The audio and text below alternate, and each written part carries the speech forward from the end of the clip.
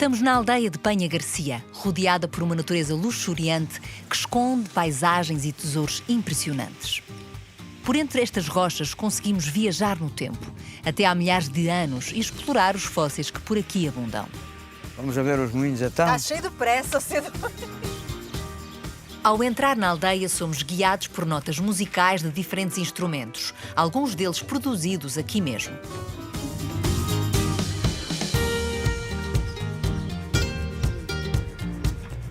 Em Penha Garcia, o trabalho artesanal é uma realidade que abarca diferentes ofícios, sem nunca meter os pés pelas mãos.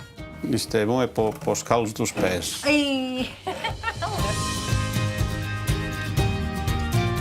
E, do ponto mais alto da aldeia, a nossa visão consegue chegar mais longe.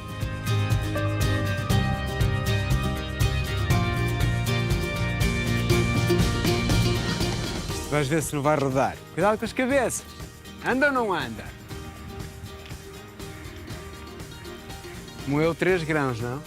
Espero que não nos falte força para descobrirmos um mundo na aldeia. Que mundo? Um mundo de casario branco, chaminés únicas, um moinho e um castelo com história. Este é um dos 7 castelos da nossa bandeira nacional. Confesso-vos, até estou assim um bocadinho emocionado. Estamos em Paderne, concelho de Albufeira, uma aldeia com 7 séculos de história que pedem um copo para o caminho. Querem um medronho? Em Paderne há música, legumes gigantes e pessoas que param o trânsito para 2 dedos de conversa. Quer mandar parar o trânsito? Claro. Para aí só um pedacinho.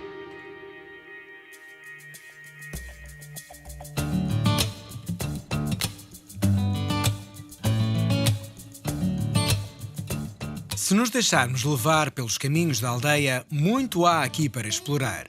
Foi assim que chegámos até ao Sr. Inácio, responsável pela construção do moinho de Paderne e que é prova de que por cá a amabilidade espalha-se como cabelos ao vento. Olá, Sr. Inácio. Ora Olá, viva. bom dia. Então é mesmo verdade que nasceu no moinho? É verdade. O meu pai estava lá a trabalhar e a minha mãe foi levar o almoço e eu, pumba, aí vai ele. E agora eu digo que foi a ironia do destino. Bom filho a casa torna. É isso mesmo.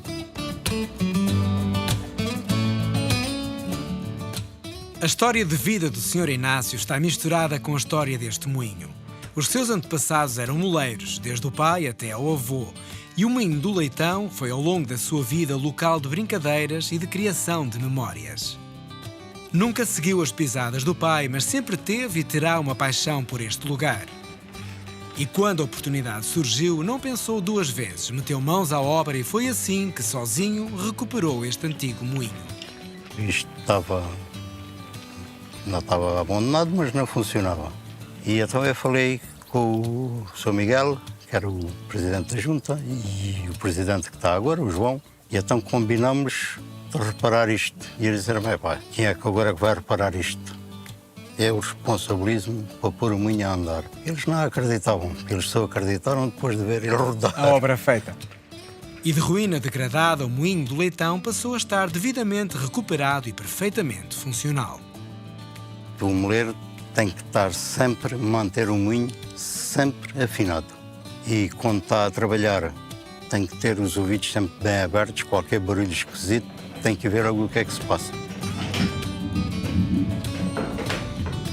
Como é que se fazia quando, numa altura em que era preciso farinha e não havia vento? Não fazia nada, esperava-se.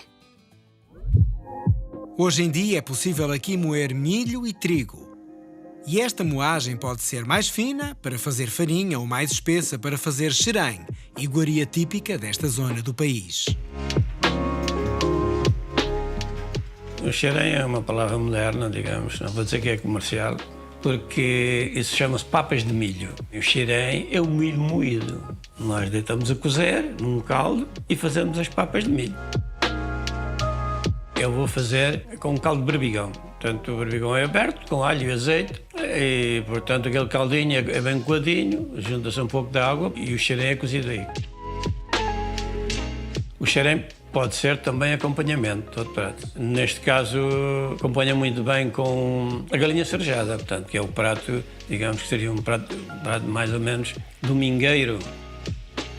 Dizem que é de pequenino que se traça o destino e no caso do chefe Rogélio parece-nos ser a mais elementar verdade. Se em criança Rogélio apenas observava, dando pequenas ajudas à sua mãe, na idade adulta acabou por seguir as pisadas maternas. A minha mãe era a pessoa na aldeia que sabia cozinhar. A minha mãe sabia cozinhar muito bem. Quando havia festas, batizados, casamentos, a minha mãe é que era convidada para pedir-lhe para ele ajudar e para preparar as coisas no forno de cozer pão. E ela fazia umas coisas para os doces e as galinhas assadas no forno. Eu apanhava as galinhas, por exemplo, né? Portanto, estava sempre muito junto com ela a fazer comida. Eu gostava muito de a ver fazer aquilo tudo. E depois de provarmos esta iguaria, estamos em crer que Rogélio seguiu a direção certa. Os meus clientes são as pessoas mais importantes dentro desta casa. E fico feliz quando realmente eles gostam da comida, porque essa é a minha razão de fazer este trabalho, não é? E se os clientes são as pessoas mais importantes a entrar no restaurante, a pessoa mais importante a entrar na vida de Rogélio foi a sua mulher, Carla, que se dedica a criar peças em cerâmica.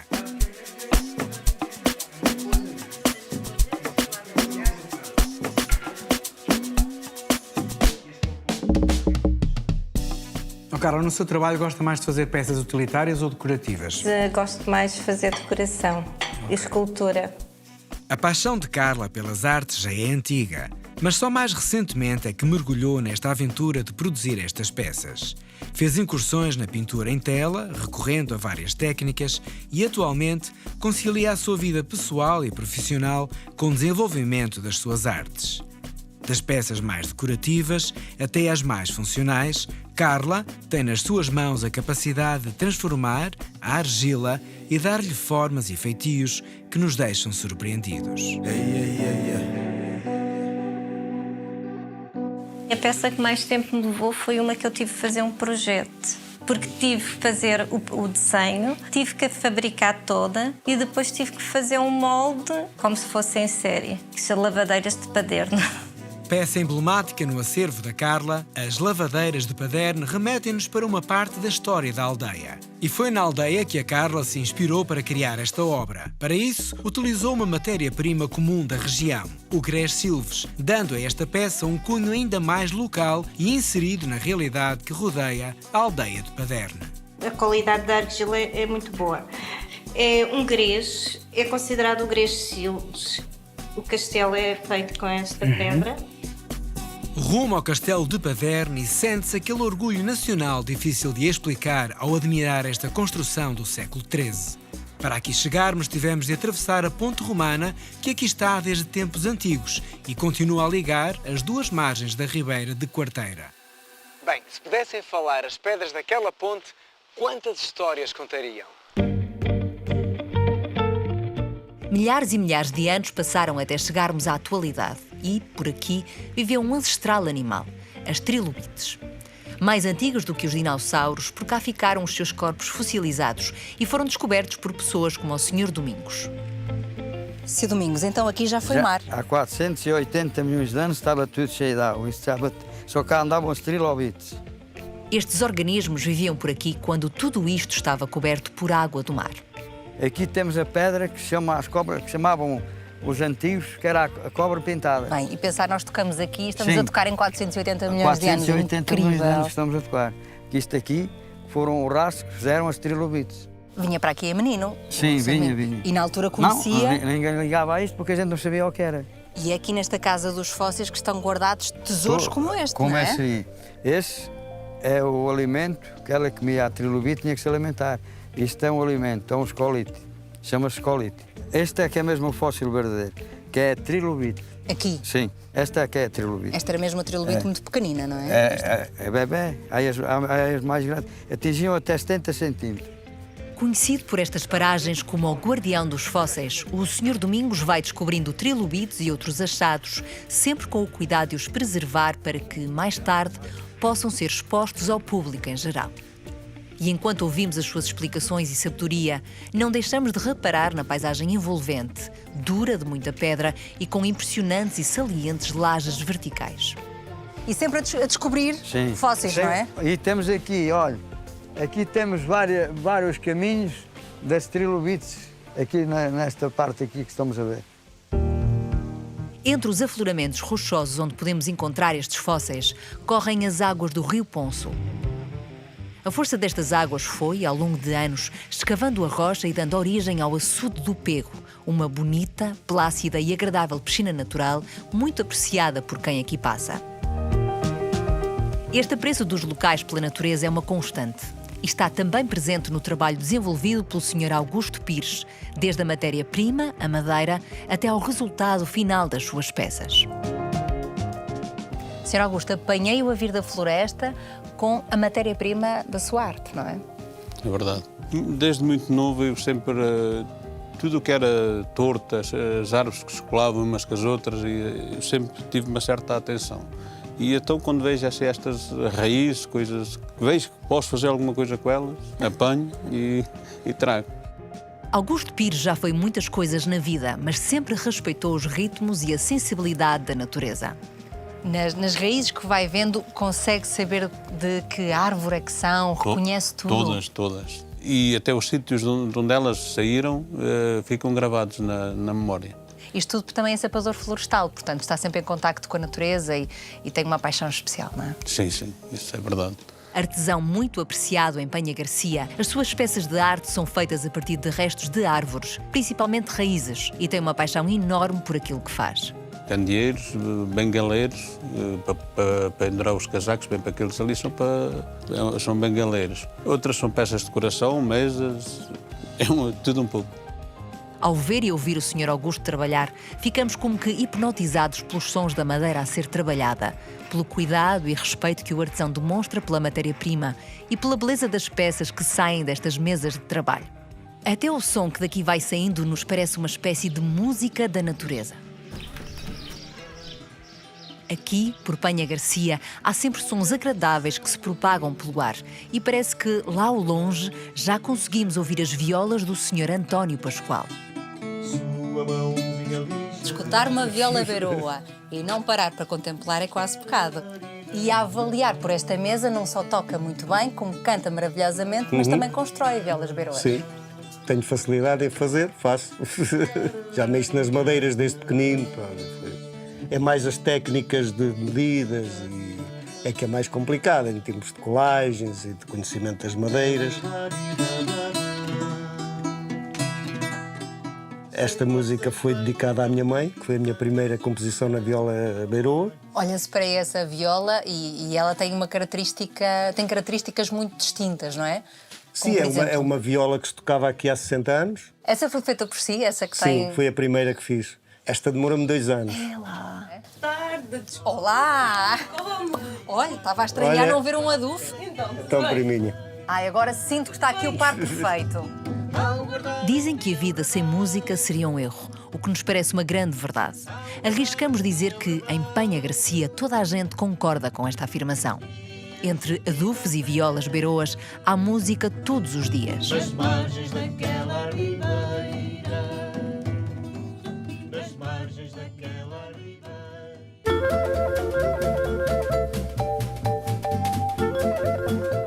Em Paderno, as pessoas seguem a mesma bitola. A música é celebrada de muitas formas, sem nunca nos deixar indiferentes. Tantos anos de música deram origem à Casa Museu do Acordeão, onde podemos apreciar objetos de grandes acordeonistas portugueses, entre muitas outras curiosidades. Mas tocou naquela bateria. Aqui, quase todos são músicos, graças à Banda da Sociedade Musical e Recreio Popular de Paderno, fundada em 1859 e ainda no ativo. Aqui está a tua mais visível, estou eu aqui sou esta fotografia que está aqui ao lado do maestro. O Sr. Arménio está em todas, ou quase. Outra das suas tarefas é não deixar morrer o jornal local, um dos mais antigos do país. Portanto, há 101 anos, 4 jovens que tiveram a ousadia de criar um jornal.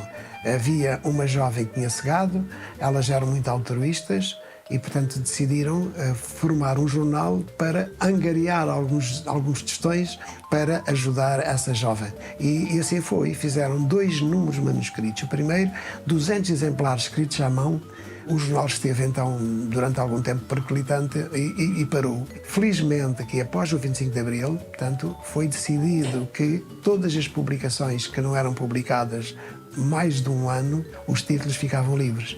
Em 79 começámos então aqui esta tarefa de continuar. Era a única terra no país que não era na cidade nem vila que tinha um jornal semanal. Era um honra muito grande para nós saber, mas era uma responsabilidade também. Em Paderne está tudo à distância de 2 passos e ao sairmos da Avezinha seguimos a pé pelos caminhos da aldeia. E antes de nos fazermos à estrada, paramos no Café Central. É o melhor café aqui de Paderne, é o de Central. Garantidamente. O Sr. Luís, padernense de Gema, é um bom exemplo da simpatia que por cá encontramos. Mas quem não fica a vegetar são os motociclistas da Associação Vagabundos Lusitanos. São gente que anda sempre a passear e a conviver por este Portugal fora, desde que não lhes falte o combustível para a viagem. Sabe o que é que eu sinto, Carlos? Que se o Carlos me der um estalo, eu vou parar ao Porto. Mas a ideia não é essa.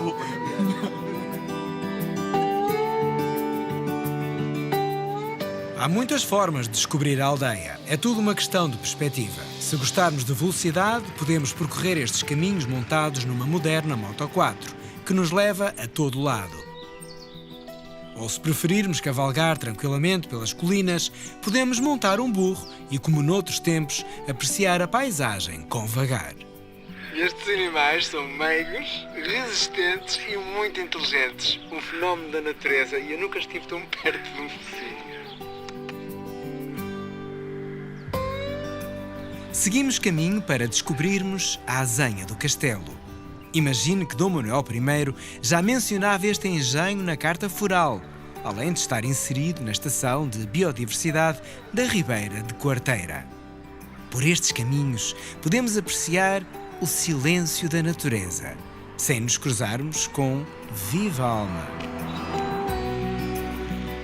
Mas em Paderne sente-se que a solidão não tem casa. Olá, Isabel. Olá, boa tarde. Ora viva, bem disposta? Sempre bem disposta. E vende muitos frescos, uma mercearia normal. Tudo, mas tudo um pouco. E quem reina, por exemplo, são também os típicos algarvinhos, sim, não é? Figo, amêndoa, também. Também tenho aqui fruta de um homem muito especial, que é o José. José Rui. E a Isabel vende aqui alguma da fruta do José. Pitaias. Esta tem quantos quilos? Esta tem 35 quilos. Mas é o quê? É a terra de Paderne, que é muito fértil? É a habilidade dele, sabe tratar das coisas. Paderne é, sem dúvida, um lugar onde as pessoas ainda preservam a humanidade. Talvez seja o calor destas terras algarvias que ajuda a manter esta forma de estar mais tradicional. É uma porta para um outro tempo, em que a entreajuda era a norma e onde todos viviam de e para a comunidade.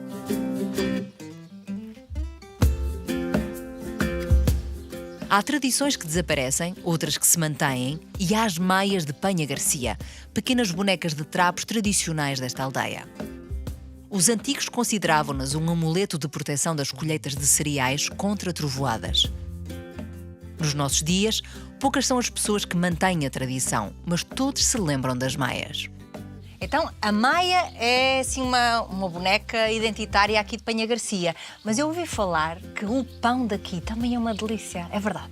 É verdade. Eu sou forneira, já cozi muito pão e o forno está mesmo aqui ao lado.